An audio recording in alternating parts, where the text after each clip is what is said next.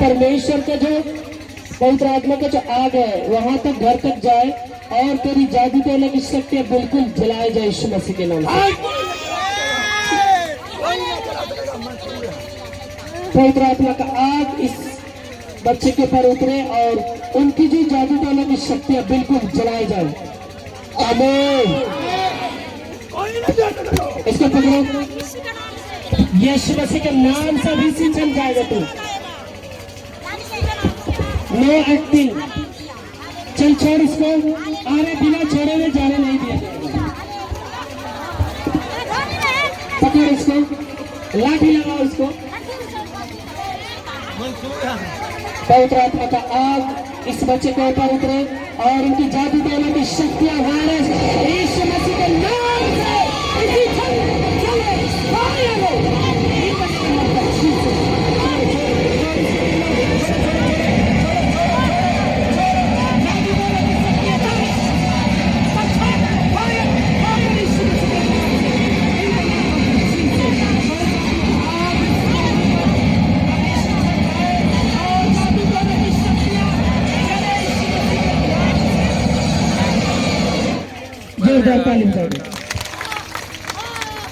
शैतान खुदा के आराधना नहीं, ये कोई ओझा ओझले नहीं हो रहा है, ये आराधना ले प्रार्थना है। कभी चाहे तो तेरे शैतान का एक एक योजना को जड़ से उखाड़ सकता है।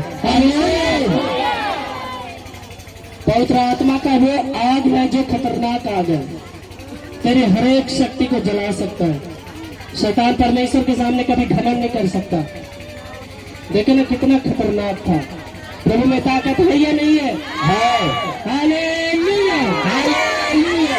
और एक बार जोरदार नारा लगा देंगे, यीशु मसीह की ताली बजा देंगे।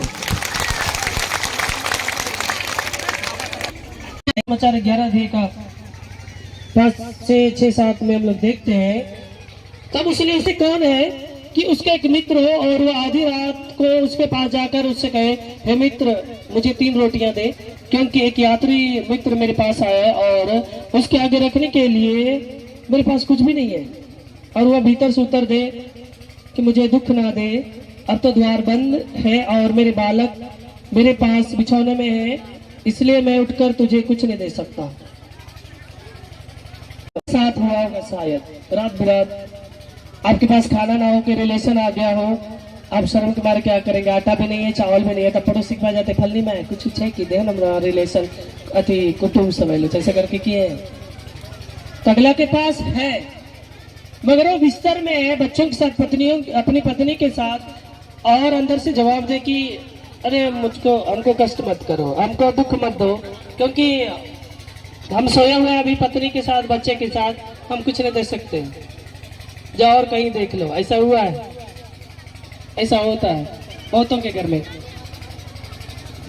मगर परमेश्वर का वचन आगे हमसे क्या कहता है, और वह बंद है, और जब वो भीतर से आवाज देता है कि मैं इसलिए उठ के तुझे नहीं दे सकता, मैं तुझसे कहता हूँ यदि उसका मित्र होने पर भी उसे उठकर ना दे तो भी उसके लज्जा छोड़कर मांगने के लिए उसे जितनी आवश्यकता हो उतनी उठकर देगा। हालेलुया। यदि तेरा जिगरी दोस्त है, संसार में संसारिक दोस्त बहुत है, मगर आत्मिक दोस्त कितना है, अच्छा रास्ता दिखाने वाला दोस्त कितना है, मदद करने वाला दिल से कितने दोस्त हैं, इसी से पता चलता है हम यदि परमेश्वर के हैं, हम अच्छा जीवन जी रहे हैं, तो हमारा दोस्ती भी अच्छे लोगों से होना चाहिए। हालेलुया। बहुत से लोग इस संसार में बड़े लोग हैं, नामी लोग हैं, मगर उनका दोस्ती में देखता हूँ चोर चुहार लुच्चे लफंगे लोगों से रहता है। जैसे मेरा काम को देखकर मनिहारी घाट वगैरह क्या है अंदर दीरा वगैरह, वहाँ के कुछ भाई लोग दोस्ती करना चाहा, तो मैं मजाक से बोला रहे आप लोग तो बदमाश लोग हो, लोगों को काट, तो पहले हंसे हुए लोग, उसके बाद उनका भाषा से लगा कि हम लोग बहुत शरीफ है। मगर मुझे पता चला सबके पास बोली सुहाग भाषा और बड़ा बड़ा कट्टा क्या सब होता है, बंदूक वगैरह, उनसे पता चला यही सब करते हैं, मार पीट ये वो वही सब। तो मैं बोला सॉरी मैं आप लोगों से दोस्ती नहीं कर सकता, मैं भाषा जुबान के लिए मैं ऊपर मन से दोस्ती कर सकता हूँ, दिल से नहीं। तो ये लोग बुरा नहीं माने, उनको लगा शायद हम लोगों में कुछ गलतियां है, तो ये लोग बोले हम लोग इतने बड़े हो गए, हम लोग को सुधारने समझाने के लिए हमारे माँ बाप हमारे रिलेशन किसी ने नहीं कहा। वही लोग और कहे अच्छा हम जाति के नाम से अच्छे हैं, फलाने हैं, अच्छा बेटा यही सब करते रहो। कि हम यदि अच्छे हैं तो दोस्ती में हमारा अच्छे लोगों से होना चाहिए, यदि खराब है आपका मन कर उनको सुधार दीजिए। यदि वो प्रभु के खुदा के लाइन में आ गए तो और अच्छी बात है। और बात रही कि हमें अतिथि सत्कार हमें करना चाहिए, हमें रिलेशन का इज्जत करना चाहिए, क्योंकि अतिथि देवो भव, यानी कि अतिथि के रूप में शायद खुदा का वास हो, खुदा का सामर्थ उसका रूह आता हो। इसीलिए 10-20 जन पता है, अरे बाकी नीचे देखा देखी झुट्टों का झूठ कम से कम मत बोले। यहाँ पे जो लोग नहीं करते आज के बाद इज्जत करना स्टार्ट कर दे यीशु मसीह के नाम से, ताकि आपके घर में शांतियां और प्रभु परमेश्वर का बरकत 100 गुना आशीषों के द्वारा बढ़ते जाए बढ़ते जाए। जोरदार ताली बजा देंगे इसकी महिमा करते हुए। और परफेक्ट जी को भी जय मसीह की। बुधवार को मेरी साली का शादी था, तो बारात वगैरह आया हुआ था, और शादी के साथ मड़वा की क्या बनता है, उसमें जो है बांस का कुछ डाला जाता है, क्या बोलेंगे उसका, डाली वगैरह कुछ फूल पत्ती, वो सब सूखना नहीं चाहिए। वो जो था 3 बार तुरंत काट के लाइएगा, तुरंत लग जाता था कि आग लग जाएगा उसमें। और हमारे परफेक्ट जी कहीं जा रहे थे शादी में, बेगूसराय की कहाँ लखीसराय, कटिहार में थे, 4:30 बजे का टाइम था और बराती आ गया था। और वो अगर सही सलामत नहीं रहेगा तो शादी नहीं हो सकता है हिंदू समाज के अनुसार। तो हम लोग परेशान थे पूरा, बार बार ऐसा हो रहा था, शाम हो रहा है, लेट हो रहा था। अब वो सब देख के मुझे रोना भी आने लगा पूरा। ये मेरा जो है ज़िंदगी में सबसे बड़ी गवाही है, मेरा लाइफ का सबसे बड़ा गवाही अभी तक मैं मानता हूँ इसको। तो जब मैं फ़ोन किया इनको भाई को, ये कटिहार में थे, बोले कि हम तो कटिहार में हैं, ये लोग तो जैसा करने बोलेंगे तो नहीं करेंगे। तो मैं लोग से बात किया तो बोला कि हाँ नशा पान वाला सब सारा चीज़ हटा दीजिए। तब ये लोग हटा दिए, तब भाई आए तो प्रेयर वगैरह हुआ। इसके बाद जब उसको गाड़ा गया तो अभी तक कितना दिन हो गया, 3-4 दिन हो गया, फिर भी अभी तक यीशु मसीह के सामर्थ्य नाम में अभी तक पूरा हरा भरा है। सबों को जय मसीह की। जय मसीह की। सच में उस दिन पता नहीं, मैं बेगूसराय शादी के लिए जा रहा था, 3 ट्रेन 1 मिनट के लिए बच गया, ऐसा अजीब लगा उस दिन। शायद परमेश्वर का सामर्थ्य था, उनका बुलाट था कि यहाँ पे आए और प्रार्थना करें, मैं समझ नहीं पाया। और बेगूसराय में शादी में जा रहा था तो अजीब लगा कि ट्रेन इतना क्यों छूट रही है बार बार। भाई 1-1 मिनट के लिए टाइम में 6:15 तो 6:15 में खुल रही है, और हम स्टेशन में बैठे ट्रेन नहीं पकड़ पा रहे हैं। तो 4:25 में एक ट्रेन थी, तो भैया कॉल किए कि बीच में जो आदिवासी समाज के अनुसार मड़ुआ जो गाड़ते उसमें खजूर का डाली और क्या दिया जाता है। खजूर का डाली आप समझ सकते हैं उतना भी जल्दी मुरझाएगा नहीं, मगर जैसे लोग लाते थे बांस का और उसका तुरंत मुरझा जाता था। इसमें जादू टोना का चक्कर चल रहा था, ब्लैक मैजिक जिसको बोलते हैं। अपने ही लोग थे। प्रार्थना के बाद मुझे पता चला, तो मैं नाम नहीं बोल सकता क्योंकि लोग गुस्सा जाएंगे, ठीक होने से मतलब है। जब मैं यहाँ प्रार्थना के लिए आया, इसका जो भी आदिवासी समाज के अनुसार जो नशा वगैरह चीज को भी देते हैं अंदर, आदिवासी देवता शायद शराब पीता है, पोचे पीता हो, मगर ये सब नहीं करना क्योंकि प्रार्थना हटा दिए। प्रार्थना किए, उसके बाद उसको उनके विश्वास के अनुसार गाड़ दिया गया थाली को।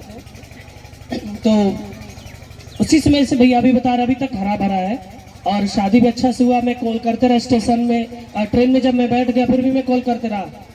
जयमाला हो गया, सभा चुमान हो गया, और 12 बजे रात में विदाई भी अच्छा से हो गया। खाना पीना भी नहीं घटा, जिस तरह परमेश्वर के वचन में है कि 5 रोटी से 5000 लोगों को यीशु मसीह खिलाए, फिर भी बचा 12 टोकरियां।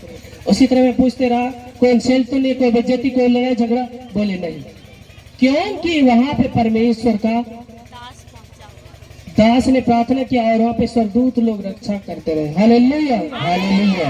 प्रभु में ताकत है या नहीं है?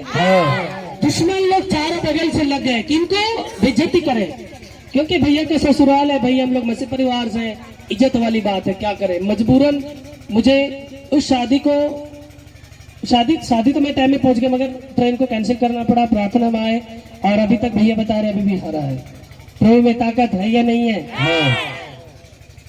क्योंकि प्रभु जो चाहे वो कर सकता है। निर्जीव को सजीव करने का सामर्थ्य उसमें है। Hallelujah, hallelujah. जोरदार ताली बजा दो उनकी गवाही के लिए। लखीमपुर सिमरिया से आई हैं। इनके बेटे का गवाही है। इनके बेटे को 1 साल से कान बहने का प्रॉब्लम था। बहुत जगह डॉक्टरी कराई, कटिहार में 2 बार, फर्क नहीं पड़ा। बहुत मेडिसिन दिया पर कोई फर्क नहीं पड़ा। पर ये बहन बता रही, जब इन्होंने इस चर्च के बारे में सुना और ये जीवित चर्च के साथ जुड़ी रही हो, यहाँ से ओनेंटिक ऑयल, ओनेंटिक वाटर लेके विश्वास के साथ उनके कानों में यूज किया। और ये बहन बता रही है पूरे 1 साल का कान बहने का प्रॉब्लम पूरी तरह खत्म हो चुका है यीशु मसीह के सामर्थ्य नाम में। कितना बड़ा है उनको नहीं लाए, लाना चाहिए। कम से कम लोग देखते कैसे विश्वास करेंगे, है ना। बहुत जगह का कान बह रहा था, बहुत जगह दवा भी किए, साफ कराए, कोई फर्क नहीं पड़ा। जब यहाँ पे आई और प्रार्थना के बाद तेल और पानी को जब यूज किया गया यीशु मसीह का लव समझकर, खुद बता रहे 1 साल का कान का बहना बिल्कुल बंद हो चुका है यीशु मसीह के नाम से। प्रभु में ताकत है या नहीं है?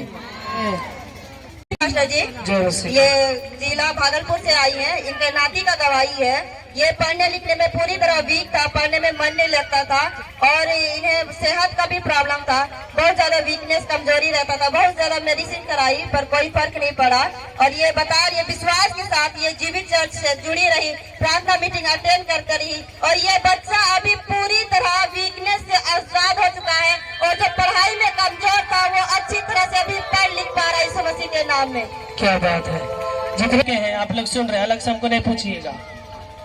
पढ़ने में बच्चा कमजोर था। के युग में नए जवान बच्चे विशेषकर आप कर्म खराब करोगे, बड़ा बड़ा बना लोगे, पहन लोगे, तो उससे क्या होता है?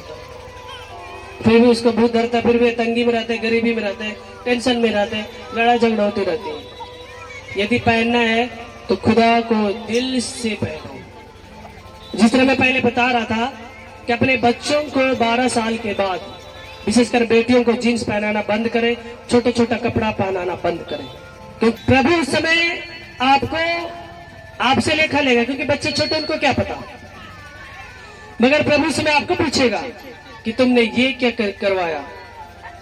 इसीलिए जब बच्चे 12 साल के हो जाती हैं, बच्चियां फुल्ली ड्रेस पहनाना उनको स्टार्ट करो, इज्जत की बातें बताए घर में। सब माता बहनों का काम है।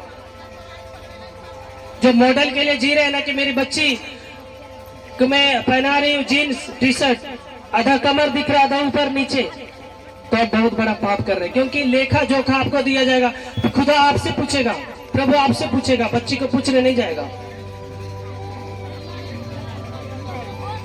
बच्ची को सर पे दुपट्टा रखने का, इज्जत का कपड़ा, इज्जत से रहने का सिखाना आपको है।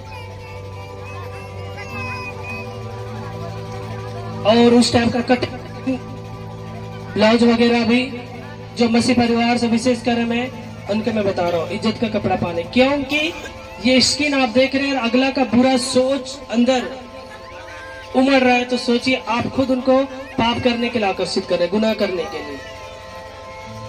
इसलिए ऐसा चीजों से दूर रहे। और बहुत से भाई बंधुओं के लिए भी मैं कह रहा हूँ, यदि किसी की भी बहू रहे, किसी की भी बेटियां रहे, आप गलत सोच माथा में मत रखिए। बच्चे लोग बहुत एजेड है, मैं देखा हूँ, फलने का भतीजी ना ऐसे ही है, ऐसे ही है। मैं बहुत लोगों को समझाया हूँ, ऐसा होता है। बहुत बेटी है तो दोस्त की बेटी आपके लिए बेटी हुई कि नहीं हुई, आपका दोस्तीदार उनसे चलता है और उनके बेटी को लाइन मार रहे, बेशरम। खुदा कहता है, प्रभु कहता है, प्रभु परमेश्वर कहता है, इस सब चीजों से दूर रहे। क्योंकि जब मूसा नबी को परमेश्वर ने 10 नियम 10 आज्ञाएं दी थी किसी पर्वत में, तो उसमें ये वचन भी लिखा है, पराय स्त्री कामना न करे। पराय स्त्री पर आप गलत नजर नहीं उठा सकते। इसीलिए माँ बहन समझना है। आप जिससे शादी किए हैं, जिससे रिलेशन है, उतना भर काफी। बाकी और भी यदि गांव घर में है तो कभी इज्जत से पेश आइए। इसीलिए ध्यान देना होता है। बहुत से लोग करती क्या है, माथा में घूंघट इतना ले लेती है, ब्लाउज पीछे कटा फटा, इधर ठीक है ससुर भैसुर देख रहा, और नजर टिका के देखते मैं देखा हूँ, ऐसे ऐसे ऐसे करके देख रहे हैं, वो भी पाप है। ब्लाउज आप फुल पहनिए, मर्जी आपका, बहुत प्रकार का होता है, इतना इतना इतना या इतना, मगर कम से कम आगे पीछे कपड़ा तो पूरना चाहिए। आप इतना ले रहे हैं, बहुत से लोग करते हैं घूंघट इतना ले रहे हैं, पीछे दिख रहा है, इधर दिख रहा है, क्या फायदा। उस टाइप का कपड़ा ना लीजिए, सर पे कपड़ा नहीं लीजिए चलेगा, मगर इज्जत से कपड़ा पहनिए, बाल अच्छे से बांधिए, इज्जत से रहिए। सर पे नहीं भी ले रहे हैं कोई कुछ नहीं बोलेगा, मगर सर पे कपड़ा ले रहे इधर दिख रहा है तो वो कैसे ससुर है, इधर देख लेगा, इधर बोलेगा ढकने के लिए, जरूरी नहीं है। यदि इधर इज्जत से है, नहीं भी लिए कपड़ा, खुदा सब कुछ जानता है। बाकी जो ससुर भैसुर वाला घूंघट लेना ही है, इधर देखना है, दिखाना है, वो पुराना सभ्यता था, इधर ले लो इधर दिखा दो, ताकि ससुर और भैसुर मजा ले। आहा, मगर वो गुनाह पाप है। परमेश्वर ने शुरू से लेडीजों को इज्जत पर पर्दे से रखा है। आप लोग सुनेंगे बहुत ऐसी, हमारे जो क्रिश्चियनिटी धर्म है, बहुत जगह बाहर में देखते होंगे आप, सब कुछ सिखाया जाता है, फिर भी ये लोग इतना कपड़ा पहन के चलते हैं। इन दोनों लोग ऐसे ऐसे करती है, वो समझिए मॉडल धर्म है। हमारे धर्म को बदनाम करने के लिए सब किया जाता है, रचा जाता है। सबको छोड़िए, बाइबल में जब लिखा है कि माता बहन किसी भी भीड़ भड़ाका में बैठे या आराधनालय में बैठे, उसको सर पे कपड़ा लेना, इज्जत से रहना है, बैठना है। फिर वो कौन सा आराधनालय जो कि नहीं सिखाया जाता, इतना पहनो, चड्डी पहन के आ जाओ, ऊपर के लिए पहन के आ जाओ, वही। यहाँ पे जीवित परमेश्वर का सामर्थ है, इसलिए यहाँ पे माता बहने जब भी है, इज्जत का कपड़ा पहन का है। जो जवान बच्ची यहाँ पे जब टी शर्ट जींस में हम भगा देंगे। यह आराधनालय है, यहाँ पे बहुत से गलत सोच वाले भाई बंधु, ये शैतान यहाँ पे, या गीदड़ यहाँ पे है, जो हवस का शिकार नोच देगा आपको। क्योंकि शैतान जब प्रभु का परीक्षा लेना नहीं छोड़ा, हम तो इंसान है। शैतान नबियों का, संतों का परीक्षा लेना नहीं छोड़ा, प्रभु परमेश्वर का परीक्षा लेना नहीं छोड़ा, हम तो इंसान है। इसीलिए ये सब करना है इज्जत से। इसलिए अपने बच्चों को छोटे उसमें पहना सकते चलेगा, जैसे 12-13 हुआ, बच्चों का इज्जत ड्रेस पहनाने स्टार्ट कर दे। जैसे बच्ची 20-22-23 की हो गई, कभी कभी शादी में जब हम जा रहे हैं साड़ी पहन के जाओ, अच्छा लगता है, मगर उस टाइप का ऐसा नहीं। यहाँ कुछ नहीं है, थोड़ा सा रस्सी लटका लिए इधर, आप लोग देख रहे ना, उर्फी जावेद जिस धर्म से उसमें ज्यादा पर्दा, फिर भी वो थित्थर औरत, थित्थर लड़की है। पूरा लोग समझा रहे, कोई मतलब, कभी मोबाइल टांग लेना, कभी सब्जी टांग लेना, क्या टांग लेना, पत्ता लटका लेना, ऐसा कितना बड़ा पाप कर रही है। उसके अंदर पैसों का घमंड है, वो सोच रही है कि मैं आर्टिस्ट हूँ इसलिए मेरे पास पैसा। अरे बेटा, कभी कभी इतना लोग समझा रहे पूरा संसार में, कम से कम सुधर जाओ। पैसा इस संसार के लिए, कम से कम खुदा से डर, प्रभु से डर, परमेश्वर से डर। हमें उस टाइप का मॉडल में नहीं उतरना, जरूरी नहीं है।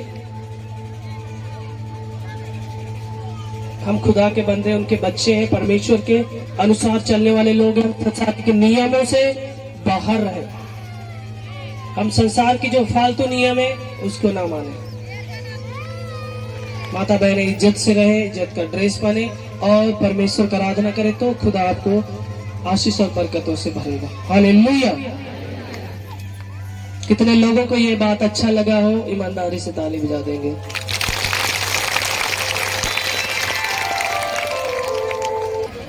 अपने आप घूमेगा, मैं हाथ टाइट करके रखा हूं, घूम रहा है, गिर रही, देखिए अपने आप घूम रहा है। मैं टाइट से पकड़ा इसको, देखिए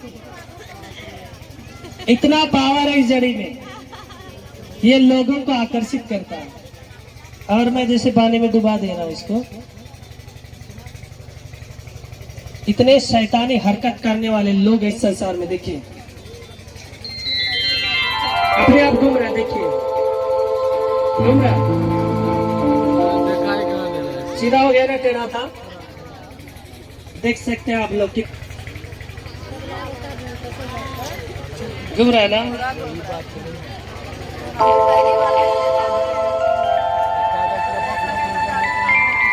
इसीलिए जो कोई भी उस टाइप के लोग हैं,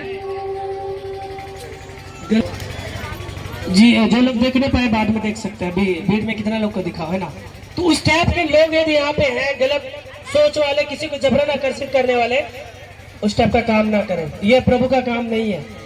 मैं चाहूँ मेरे पास ज्यादा है, मैं कर सकता हूँ, मगर ये पाप है। आप प्रार्थना कीजिए, प्रार्थना में वो जवाब है। जैसे कि ये बहन, सिलसिला बहन का ननद भौजाई में कभी पटरी नहीं खाता था, खुद बता रही कि उसकी ननद खुद अभी बात कर रही है। बहन ने प्रार्थना किया उतना दिन से, खुद अभी घर के लोग सब बातचीत कर रहे हैं हंसी खुशी से। पावर है या नहीं है? परमेश्वर के रात में पावर है या नहीं है? दुआ में ताकत है या नहीं है?